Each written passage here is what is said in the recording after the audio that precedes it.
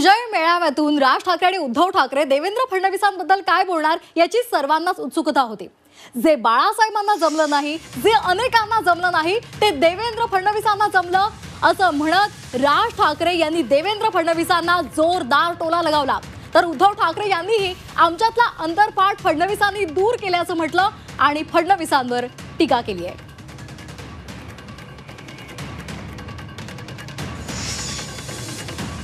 जे माननीय बाळासाहेबांना जमलं नाही, जे अनेकांना जमलं नाही, आम्हाला दोघांना एकत्र आणायचं, ते देवेंद्र फडणवीसला जमलं।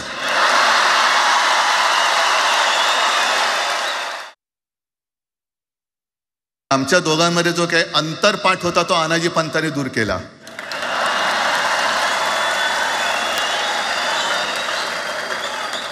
आता अक्षता टाकण्याची काय तुमच्याकडनं अपेक्षा नाहीये।